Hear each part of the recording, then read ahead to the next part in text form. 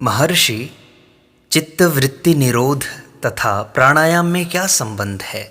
विचार तथा श्वसन, रक्त प्रवाह आदि क्रमशः मानसिक तथा शारीरिक प्रक्रियाएं उसी व्यक्तिगत जीवन के दो भिन्न पहलू हैं। दोनों ही जीवन पर आधारित हैं। व्यक्तिगत भाव तथा अन्य विचार उसी जीवनी शक्ति से उत्पन्न होते हैं। यदि श्वास तथा अन्य प्राणधारक प्रक्रियाओं को बलपूर्वक दबा दिया जाए तो संकल्प शांत हो जाते हैं। यदि संकल्पों को बलपूर्वक शमन करके एक बिंदु पर केंद्रित कर दिया जाए तो श्वास की प्राणधारक प्रक्रिया शांत होते होते केवल जीवन निर्वाह हो इतने सूक्ष्म स्तर पर आकर ठहर जाती है।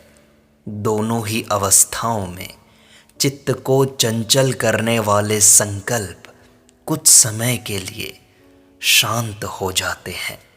यह पारस्परिक क्रिया अन्य प्रकार से भी प्रकट होती है। जीने की इच्छा को ही लीजिए, यह संकल्प शक्ति है। जब जीवन की अन्य प्राणधारक प्रक्रियाएं लगभग समाप्त हो चुकी हों तो भी इस शक्ति के बल पर ही प्राणों को कुछ समय तक रोका जा सकता है तथा मृत्यु को कुछ काल के लिए टाला जा सकता है। इस इच्छा शक्ति के अभाव में मृत्यु तीव्र गति से आती है। इस कारण यह माना जाता है कि संकल्प शक्ति से ही शरीर में प्राण रहते हैं तथा वही एक शरीर से दूसरे शरीर में प्रवेश करता है। तो महर्षि, एकाग्र होने तथा व्याकुलता के निवारण के क्या साधन हो सकते हैं? शरीर में आमाशय तथा दूसरे अंग उत्तेजना से मुक्त रखने होते हैं। इसीलिए भोजन की मात्रा तथा उसके प्रकार में संयम रखना होता है। अनुत्तेजक पदार्थों का सेवन करना होता है तथा मिर्च, अधिक नमक, प्याज, मदिरा तथा अफीम इनका निषेध आवश्यक है। मानसिक रूप से किसी एक वस्तु में रुचि लेकर मन को उसी में स्थिर किया जाना चाहिए। यह रुचि पूर्ण आकर्षक हो, उसमें किसी भी अन्य वस्तु का समावेश न हो, ऐसा प्रयास हो। यही वैराग्य तथा मन की एकाग्रता है। ईश्वर अथवा मंत्र का चुनाव किया जा सकता है। इस प्रकार मन सूक्ष्मता को ग्रहण कर उसमें लय होने की सामर्थ्य पा लेता है। तो महर्षि, क्लेश संस्कार जनित होते हैं, क्या उनका भी निरोध होना संभव है? हाँ, ऐसा बहुत लोगों ने किया है।